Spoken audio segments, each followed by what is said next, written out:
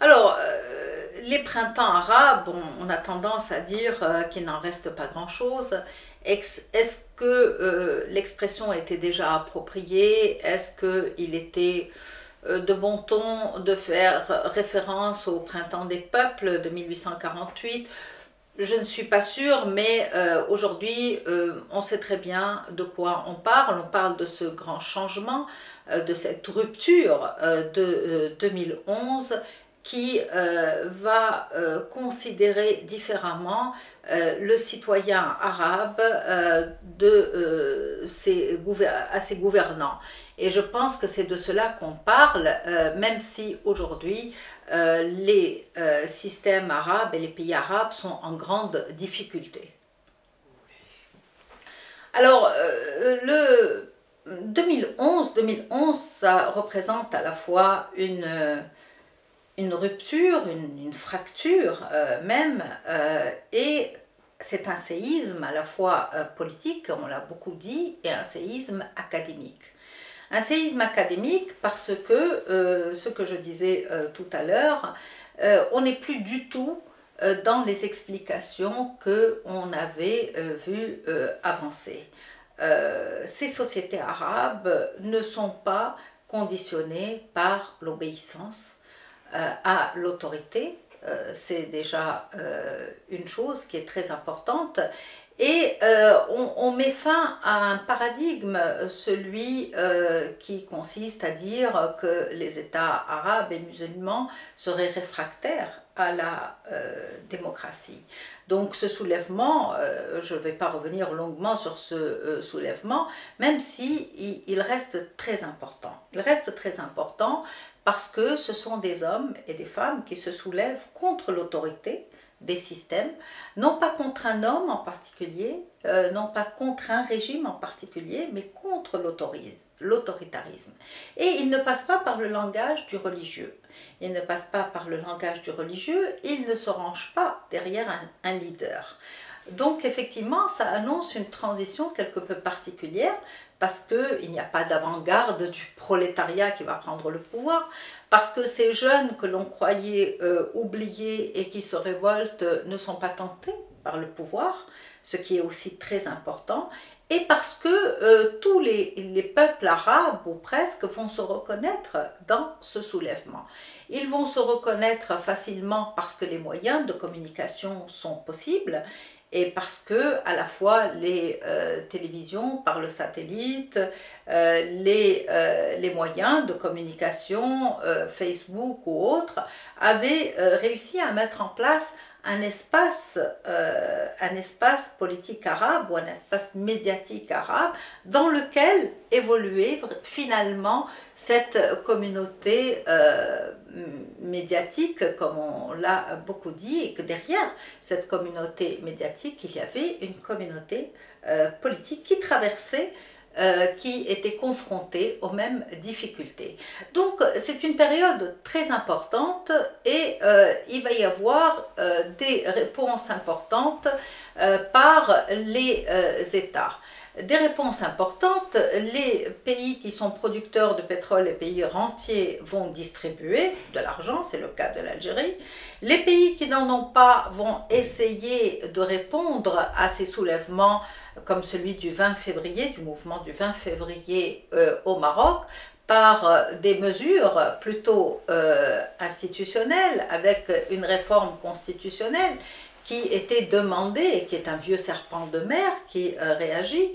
La Tunisie va répondre très différemment. Elle va répondre très différemment par la mise en place d'une transition réelle avec des risques réels et une société qui va se couper en deux autour de la légitimité du passé d'abord et ensuite sur une autre thématique qui va vraiment déchirer la société, c'est sur la place du religieux dans le système politique. Et on en est encore là, ce n'est pas tout à fait dissipé, même si la Tunisie a trouvé un schéma de transition quelque peu original, c'est-à-dire que on a très bien compris que les islamistes et les autres devaient travailler ensemble pour le salut de la transition.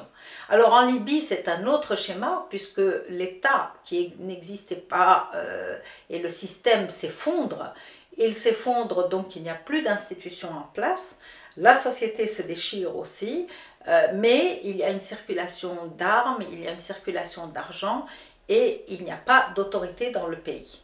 Donc c'est assez dangereux pour la construction de la transition en Libye, mais tout ça, ça va essaimer et ça va effectivement donner des risques au plan sécuritaire à l'ensemble de la région, puisque ces armes vont venir alimenter des groupes djihadistes au Mali ou un peu partout dans le nord de l'Afrique, et qu'ils vont fragiliser un peu plus la transition tunisienne et aussi l'Algérie et le Maroc.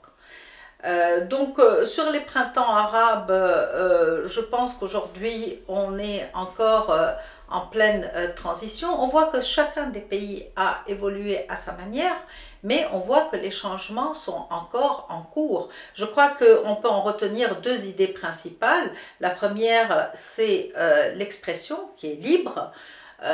Et ça, c'est très difficile aujourd'hui de la limiter. Et le deuxième élément, c'est le rapport du citoyen à la classe dirigeante et la force de la société civile qui, elle, est un acteur qui est devenu majeur. C'est assez important, la société civile, parce qu'elle peut interpeller le pouvoir, et la politique ne va plus passer par les canaux traditionnels. C'est-à-dire que les partis politiques ne sont plus réellement représentatifs. Les syndicats le sont, mais quand ils ont gardé une distance avec le pouvoir et avec les partis politiques, la force de l'individu est très importante. C'est l'individu qui est puissant, mais qui est puissant dans une collectivité et dans une société civile. Une société civile qui va savoir, qui va s'organiser pour interpeller le pouvoir, mais qui va s'adosser aussi dans certains cas à certaines institutions qui ont su conserver leur autorité et leur distance par rapport au pouvoir. C'est le cas de l'Union générale des travailleurs tunisiens, le syndicat tunisien qui est enraciné dans la vie politique du pays.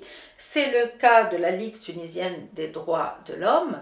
Ce sont finalement ces institutions, avec d'autres, la Ligue des avocats par exemple, qui sont restées distantes par rapport au pouvoir, et on n'avait pas par exemple l'équivalent en Égypte. On avait uniquement l'armée qui se confondait avec le pouvoir. Donc effectivement, là, la fracture en deux entre les pro-Morsi et les pro-armées a été réellement un peu fatale à une démocratie, à une transition démocratique qui aurait pu se faire différemment. Alors aujourd'hui, on a tendance à dire que les printemps arabes vivent une période très difficile, et on parle plutôt d'automne, du monde arabe. Moi, je crois que il faut revenir aux réalités. Les transitions sont très difficiles, les historiens le savent très bien.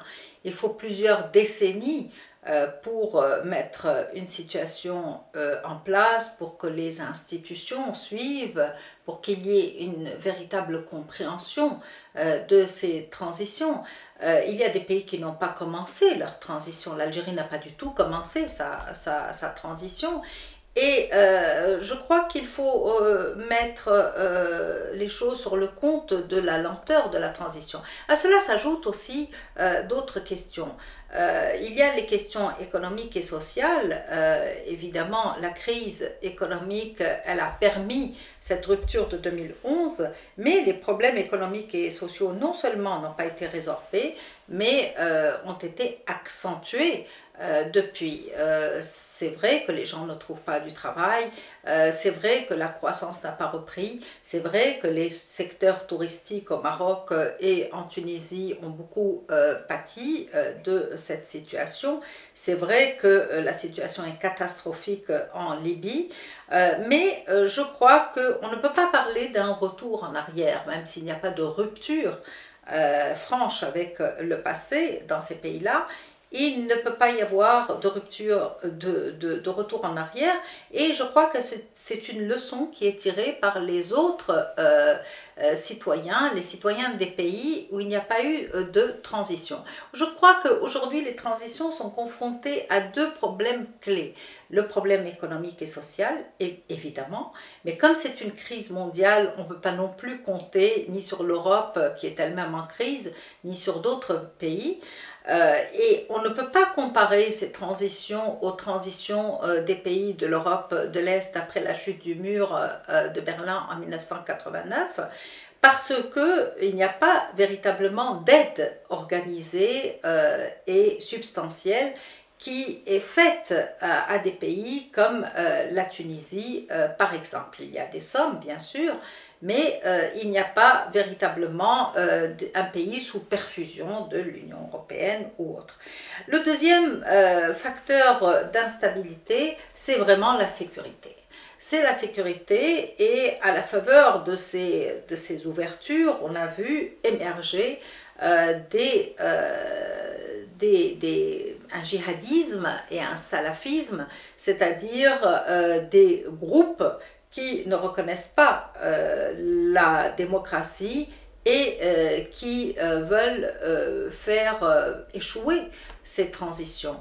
Et ces groupes sont d'autant plus puissants que certains se rattachent à Al-Qaïda au Maghreb islamique, et ils ont les moyens de se rattacher puisqu'ils ont des armes à disposition qui viennent des stocks du colonel Kadhafi en Libye.